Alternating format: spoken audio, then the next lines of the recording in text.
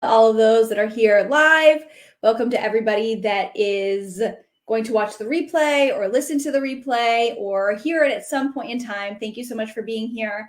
I'm really excited to continue the training series this week. I'm really loving what I'm sharing with all of you. A lot of what I'm sharing is stuff that is important to me, not only as a business owner, but as a human. And I think that's important to call out because we're business owners, but we're also over and above that human beings. We operate in the world as humans. And when we allow our human morals, our human ethics, our human ethos to inform how we do business, that is such a beautiful, robust, and like wholehearted way of doing business. A lot of us can sometimes get stuck up in the idea that we don't need to be operating in our business as full humans. We just need to be operating as like, the figurehead or the face, or, maybe even too professional.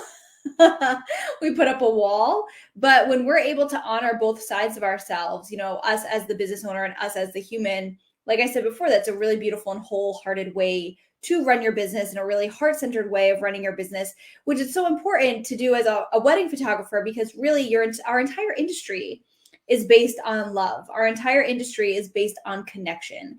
And as much as sometimes this industry can be cutthroat, and truthfully, I do not understand it. I don't understand it. The fact that the wedding industry can be so cutthroat, but whatever. When you're able to marry these things and you're able to have a heart-centered business, then you're able to serve your clients from a really robust and wholehearted place. And people feel that. They pick up on it. They feel like, I made a really good decision in working with this person because they're operating from their heart and not just their profit, right? They're operating from their heart and not just their professional business owner-ness, right? If you're new here, my name is Erica Leman. I am a business coach for heart-centered wedding photographers. It's very important to me. And what I want to talk to you about today is sharing your prices online. So there are two different camps that people generally fall into regarding sharing their prices, at least starting prices on their website or on some place like their Instagram. Different places, right? Wherever you would actually normally be sharing prices and giving information. For a lot of people, that's going to be your website. And the two general camps are that, yes, you do share it because you want people to be informed and you want them to make the best decision for themselves, and you don't want people to waste their time, and you don't want to waste your time getting on a consultation call with somebody who cannot afford working with you. And then there's the other camp of, you don't want to be sharing this because you want the opportunity to get on a call with somebody, on a consultation call with somebody, to give them the information firsthand and basically convince them to hire you no matter what their budget is. And I have to tell you, I don't love that latter thing of keeping prices hidden, that latter thing of, not having full disclosure of what's available, right? I don't love the element of a lack of visibility. I don't love hiding things from clients and potential clients and just acting like if somebody gets onto a call, I can convince them to book with me, right? No matter what their budget is. And I don't like it for several reasons. But the biggest thing is that I believe that it takes away permission from clients, their permission and the honor that we need to give other individuals, right? So clients are not just clients, right? They're not just people that help us pay our bills, right? They're not just profit for us. They're real people. We're in a service-based business, right? So it is not cool for us to not be honoring their humanity, especially when we are people who want other people to honor our humanity, right? So when I see people recommend or people not have pricing on their website, they always have to wonder, like, what's the strategy behind it? And often it is the strategy of, I want to get somebody onto a call. And when I think about this, I think about the idea of, like, how would I feel in that person's situation? Like, let's just say I was getting married. I was reaching out to photographers. I was trying to find information about photographers, and I could not find pricing information. And let's just say I looked to somebody's website and I couldn't find the pricing information. So I emailed them and they wrote me back and they said, you know what? I'm happy to share this information with you on a call. And let's just say I get on the call and they share the information with me and it's way out of my price range. And then I feel awful. Then I feel awkward. I feel embarrassed. I feel like I have wasted somebody's time. I feel like I've wasted my time. I feel weird, like a weird sense of shame that I can't actually afford this person's packages. I never want to put my clients in a situation that I would not feel comfortable in myself. And I think that's important for us to notice, right? And that's across all aspects of business. If I do not want to experience something, I do not want my clients to experience something, right? Because often the way that we operate in the world is going to be the way that our clients operate in the world. And so the way that we handle things is going to be the way that our clients handle things. The way that we feel about things is going to be the way that our clients feel about things. And honestly, it really takes away the element of permission and honoring somebody's decision-making capabilities and abilities in general, when we don't put pricing out there. And I think it's kind of yucky. And related to this, right? Like, we're taking away permission, but then we're also expecting that we can convince somebody to work with us.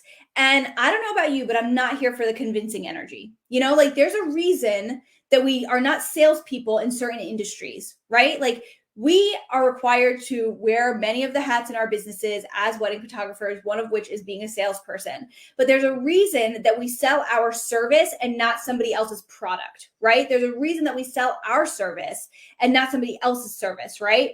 Because we don't want to be put in the situation of having to convince somebody that they want to purchase something from us that maybe we don't even believe in ourselves, right?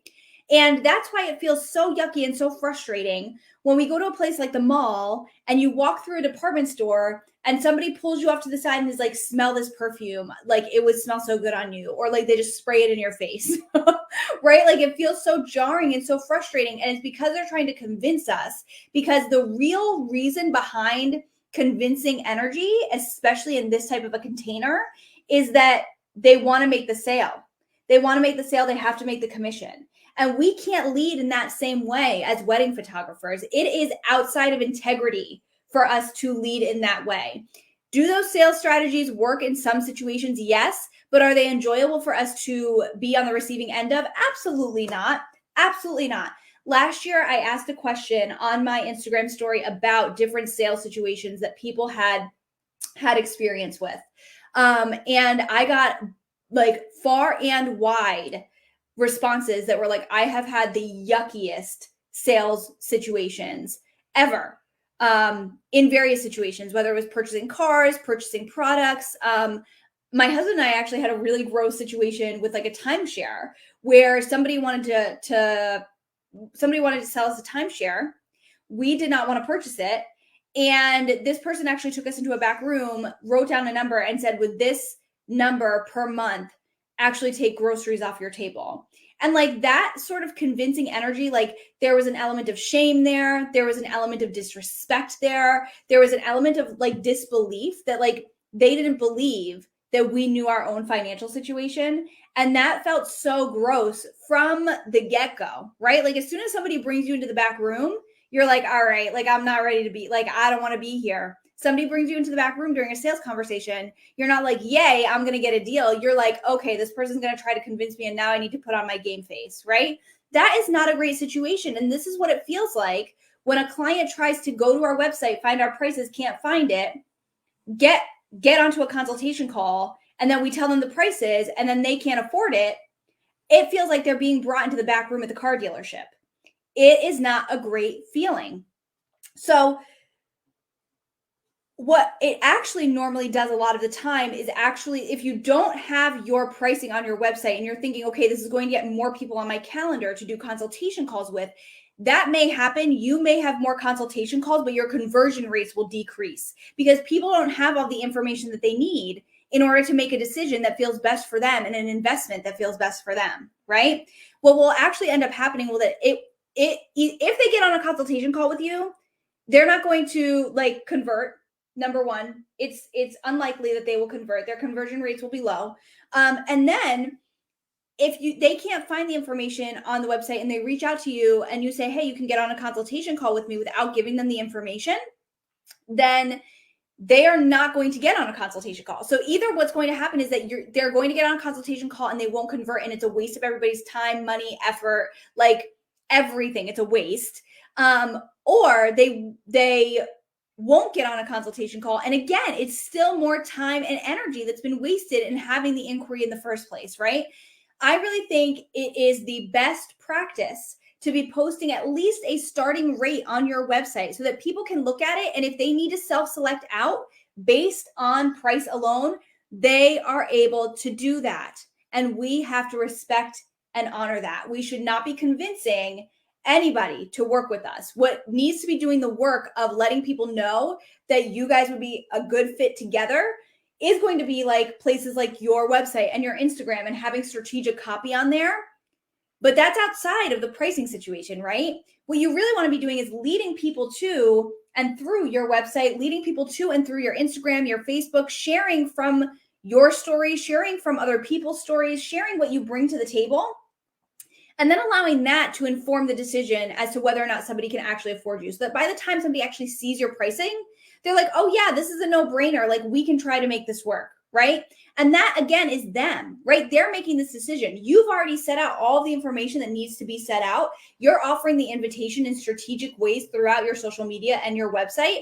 And by the time they get to the pricing piece, they're like, this is a no-brainer for us. We have to make this work. That is different than convincing energy. That's different than the energy of being brought to the back room at like a car dealership, right? That's different, right? You're not getting onto a call with somebody and you're saying like, hey, like, you know, we didn't get a like, I didn't share this with you before, but here are my prices. And then everybody's like, well, this is awkward. And they're like looking at each other and like, ooh, I don't know about this. Like, it's awkward, it's weird, and it calls into shame, and it calls into a lack of permission, and it does not respect the fact that the person on the other end of the Zoom call is another human being as well.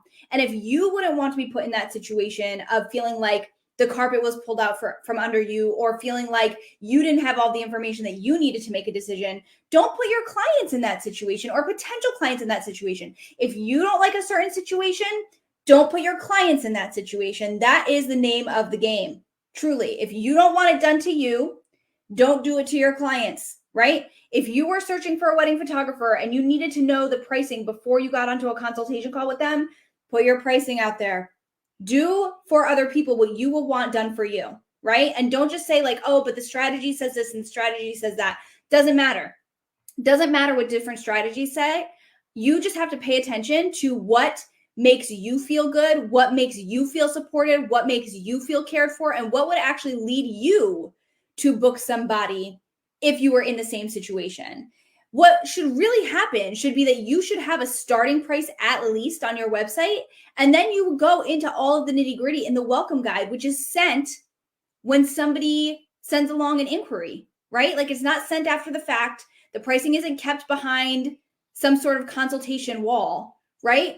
It's out there, it's available, it's accessible for people, right? So that people have the ability to look at all the information they need, right? They have the ability to look through your website, they have the ability to look through your social media, they have the ability to look through your welcome guide, and then that brings them to your pricing.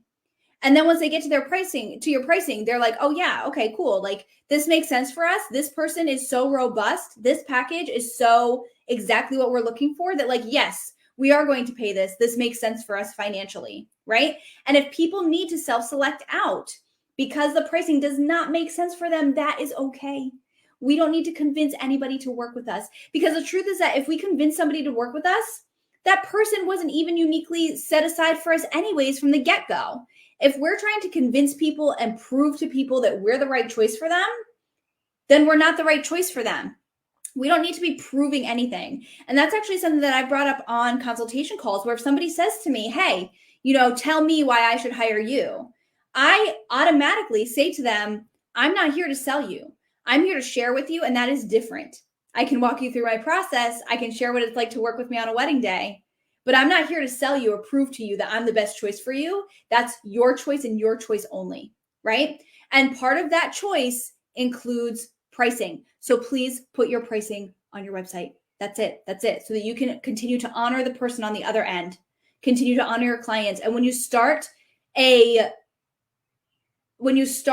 journey with a client in giving them all the information that they need when they need it, that element of support is just going to pull through.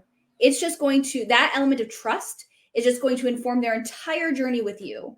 They're just going to feel like, okay, cool. This person has been upfront with me from the beginning. I respect that. That's what I wanted, right? Because you would want to be like having people be upfront with you too, right? Like if you like when people are upfront with you and give you all the information that you need to make a decision, your clients are going to feel the same way.